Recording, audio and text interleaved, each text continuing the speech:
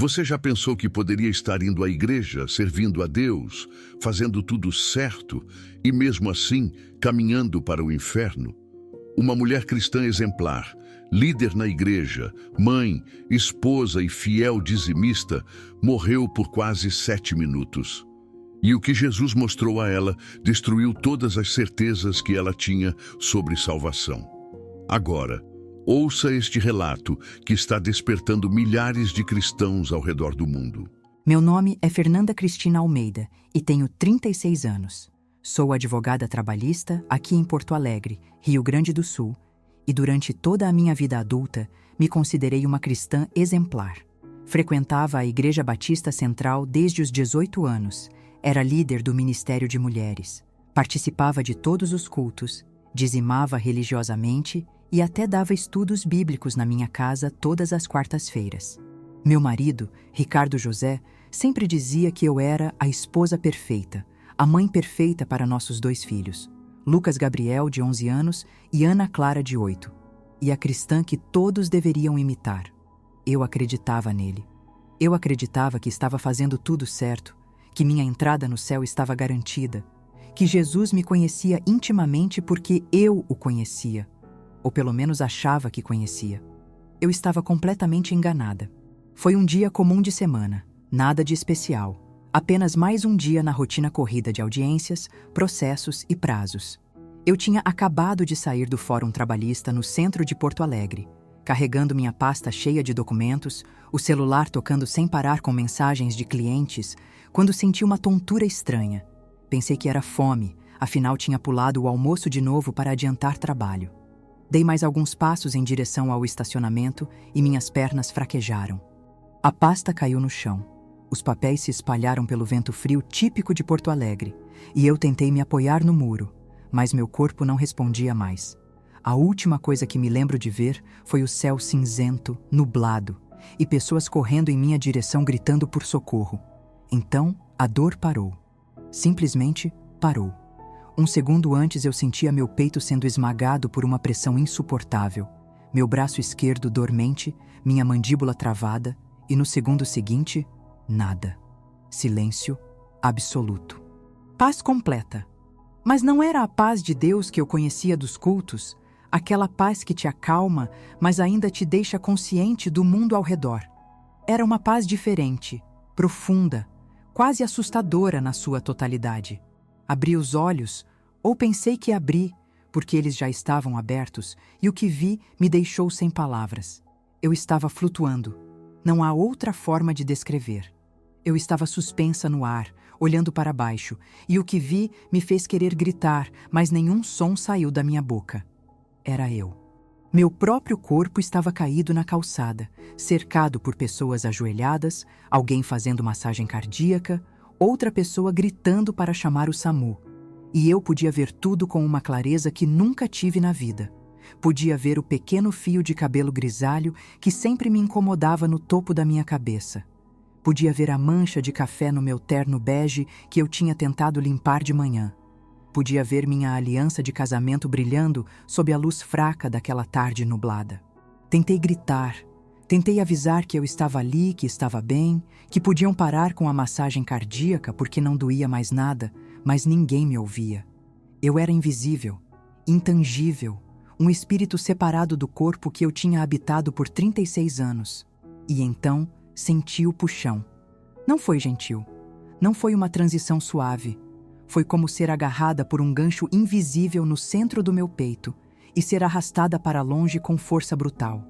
A cena da rua, meu corpo, as pessoas, tudo começou a se afastar em velocidade impossível, como se eu estivesse sendo sugada para trás por uma força magnética gigantesca. E então veio o túnel. Eu sei que soa clichê, que todo mundo que teve experiência de quase morte fala de um túnel, mas não é um clichê quando você está dentro dele. As paredes não eram sólidas, eram feitas de algo que se movia, que pulsava, que parecia vivo e morto ao mesmo tempo. A escuridão era densa, pesada, sufocante. E os sons, meu Deus, os sons que vinham de baixo, de algum lugar profundo e terrível abaixo do túnel, eram de uma agonia que não consigo descrever sem sentir náusea até hoje. Gritos. Milhares, talvez milhões de vozes gritando em desespero, clamando por socorro, implorando por água, amaldiçoando a Deus. Reconheci algumas vozes, tenho certeza disso. Uma soava como minha tia Helena, que morreu quando eu tinha 15 anos. Outra como o pastor da igreja da minha infância. Eles estavam lá embaixo, naquele lugar de onde os gritos vinham, e o terror que senti ao perceber isso foi maior que qualquer medo que já experimentei. A temperatura despencou. Mesmo sem ter um corpo físico, eu podia sentir o frio. Um frio que não era apenas ausência de calor, mas presença de morte, de desesperança absoluta. As vozes tentavam me agarrar, me puxar para baixo com elas, e eu tentei lutar, tentei nadar contra a corrente, mas não tinha braços, não tinha pernas, era apenas consciência sendo arrastada em alguma direção que eu não controlava. E quando achei que seria puxada para baixo, para juntar minha voz àquela sinfonia de horror eterno, a luz apareceu. Não gradualmente, não como um amanhecer suave, mas como uma explosão, como se alguém tivesse acendido o sol a poucos metros do meu rosto. O túnel desapareceu instantaneamente. Os gritos cessaram. O frio evaporou, e eu estava em pé. Olhei para baixo e vi meus pés descalços sobre algo que parecia grama, mas brilhava com luz própria, cada folha irradiando tons de verde e dourado, que se alternavam como as cores de um arco-íris vivo. Toquei meu rosto e ele estava lá, sólido, real, mas diferente, mais jovem, sem as rugas finas ao redor dos olhos que eu vinha notando ultimamente, sem as manchas de sol nas mãos. A pele era perfeita, radiante, como se eu tivesse voltado aos 20 anos, mas com toda a consciência dos meus 36. O céu acima não era azul. Era cores que não existem na Terra, tons que não têm nome em português ou em nenhuma língua humana. Se eu tivesse que tentar, diria que era a cor da alegria pura misturada com paz absoluta, mas isso não chega nem perto de descrever o que meus olhos viam. O ar tinha cheiro e gosto. Cheirava a rosas e jasmim, como o jardim da minha avó materna em Pelotas, onde eu brincava quando criança, mas multiplicado por 1000, puro e doce sem ser enjoativo. E o gosto, quando respirei fundo, era como mel silvestre misturado com água de nascente, refrescante e nutritivo, de uma forma que transcendia o físico.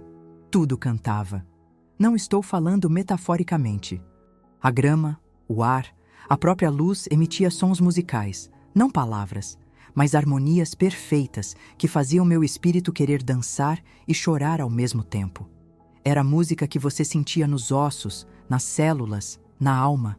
Via a cidade à distância, torres que subiam mais alto que qualquer arranha-céu de Porto Alegre, Rio de Janeiro ou São Paulo juntos, feitas de algo que parecia cristal fundido com ouro, translúcido e sólido simultaneamente. A luz emanava da cidade, mas também de trás de mim, e quando me virei para ver a fonte daquela luminosidade, meus joelhos cederam e eu caí de bruços na grama brilhante. Ele estava lá, Jesus, e não havia como confundir com outra pessoa, com um anjo ou qualquer outro ser celestial. Ele era diferente de todas as pinturas que eu tinha visto na igreja, mais alto, talvez 1,90 m, com ombros largos e presença física que dominava o espaço sem oprimir. Seu rosto era de um homem na casa dos 30 anos. Barba escura bem cuidada, cabelos castanhos ondulados caindo até os ombros, pele levemente bronzeada. Mas eram os olhos que me destruíram por dentro. Marrons, profundos como poços sem fundo, e quando me olharam, vi minha vida inteira refletida neles em um instante. Cada pensamento que tive, cada palavra que disse, cada ação que cometi, cada intenção escondida, cada hipocrisia mascarada de piedade, tudo estava nu e exposto diante daqueles olhos. E a vergonha que senti foi como morrer de novo, porque enquanto ele me olhava, eu me via como ele me via, e a imagem era devastadora. Via Fernanda que julgava outras mulheres da igreja por suas roupas, enquanto meu próprio coração estava cheio de inveja e vaidade. Via Fernanda que pregava sobre amor ao próximo, mas fofocava sobre as irmãs nas reuniões de senhoras, chamando isso de pedido de oração. Via Fernanda que assistia novelas cheias de adultério e traição todas as noites e depois ia para o culto cantar sobre santidade. Via Fernanda que passava 3 horas por dia nas redes sociais, mas reclamava que não tinha tempo para ler a Bíblia. Vi tudo e quis desaparecer, quis deixar de existir, porque a verdade era insuportável. Mas então ele sorriu. E aquele sorriso continha mais amor do que todo o amor que recebi da minha mãe, do meu marido, dos meus filhos, de todas as pessoas que já me amaram, somados e multiplicados por infinito.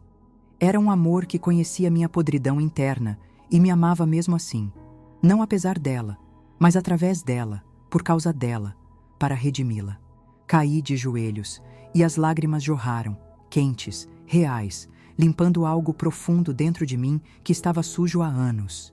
Tentei falar, tentei pedir perdão, tentei explicar, mas tudo que saiu foi um soluço engasgado, um choro que vinha de um lugar mais fundo que minha garganta, mais fundo que meu coração, vinha da própria alma despedaçada diante da santidade. Ele se aproximou, cada passo fazendo o chão brilhar mais intensamente, a música ao redor aumentando de volume, mas sem ficar alta, apenas mais presente, mais viva.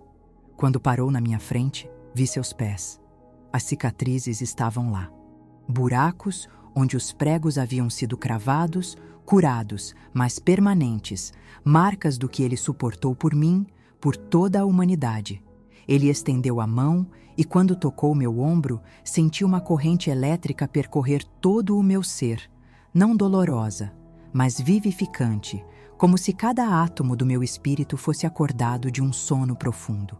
Levantei e ele me olhou nos olhos novamente, e sua voz, quando falou, ressoou dentro e fora de mim ao mesmo tempo. Vibrou no ar e no meu peito, simultaneamente. Fernanda, ele disse, e ouvir meu nome nos lábios dele foi como ouvir pela primeira vez, como se até aquele momento ninguém tivesse realmente pronunciado meu nome, apenas uma aproximação dele. Você está aqui porque eu tenho misericórdia de você e porque o tempo ainda não terminou. Mas mais importante, você está aqui porque minha igreja está morrendo e não sabe disso. Eles pensam que estão vivos, pensam que estão salvos, pensam que me conhecem, mas estão enganados, e o engano os levará para o inferno se ninguém os despertar. Comecei a tremer, não de frio, mas de um medo santo, uma reverência misturada com pavor diante do que ele estava prestes a me mostrar. Ele começou a andar e eu o segui, incapaz de fazer outra coisa. Com cada passo, a paisagem mudava. Não gradualmente, mas em saltos súbitos, como trocar de canal numa televisão. Um momento, estávamos no Campo Dourado. No próximo, estávamos numa espécie de salão gigantesco, com paredes feitas de chamas vivas que não queimavam, apenas dançavam e iluminavam. No centro do salão havia um trono, massivo, feito de pedra branca, que pulsava com luz própria. E sentado naquele trono estava o Pai. Não pude olhar diretamente para ele. A glória era demais, intensa demais, santa demais. Cai de rosto no chão, tremendo incontrolavelmente. Jesus tocou minhas costas e disse: "Levante-se, Fernanda. Você precisa ver isso. Você precisa lembrar de cada detalhe." Levantei com esforço, mantendo os olhos baixos, e então Jesus apontou para o espaço diante do trono. Milhares de pessoas apareceram, talvez dezenas de milhares, esticando-se em filas que iam além do que meus olhos conseguiam alcançar. Estavam vestidas normalmente, roupas comuns, jeans, vestidos, ternos, camisetas, como pessoas que você veria no shopping ou na rua. Mas seus rostos estavam distorcidos em confusão crescente e terror. Um por um, eles se aproximavam do trono, e um por um eu ouvia a voz do Pai, não com palavras audíveis, mas com um som que sacudia o próprio fundamento daquele lugar, dizendo: "Afaste-se de mim, eu nunca conheci você." "Senhor, Senhor", eles gritavam de volta, "nós profetizamos em teu nome, expulsamos demônios, fizemos milagres, fomos à igreja todos os domingos, demos nossos dízimos, servimos nos ministérios." Mas a resposta do Pai nunca mudava. Afaste-se de mim, você que pratica a iniquidade. E então eles desapareciam. Não lentamente, não com chance de argumentar ou implorar mais. Simplesmente deixavam de estar naquele lugar e eu sabia com certeza absoluta e aterrorizante para onde eles iam. Para baixo, para o lugar de onde vinham os gritos que ouvi no túnel, para a separação eterna. Minhas pernas quase desabaram, meu estômago revirou e Jesus me segurou firme. Observe com atenção, Fernanda, ele disse. Estou prestes a mostrar por quê. A primeira visão se materializou à minha frente como um filme em 3 dimensões. Vi uma mulher, talvez da minha idade, linda, bem vestida, sentada na primeira fileira de uma igreja que reconheci ser evangélica pelo estilo do culto. Ela tinha as mãos levantadas, lágrimas descendo o rosto, cantando sobre o amor de Deus com paixão aparentemente genuína. A cena mudou e a vi em casa, tarde da noite, depois que o marido e os filhos dormiam, no computador, assistindo pornografia. Não uma vez, mas repetidamente, noite após noite, alimentando uma adição que ela escondia de todos.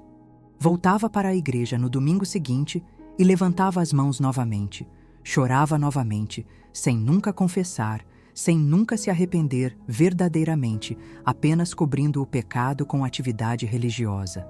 Vi um homem, pastor de uma igreja grande, pregando com autoridade sobre a santidade de Deus. Milhares de pessoas ouviam, tomavam notas, diziam amém.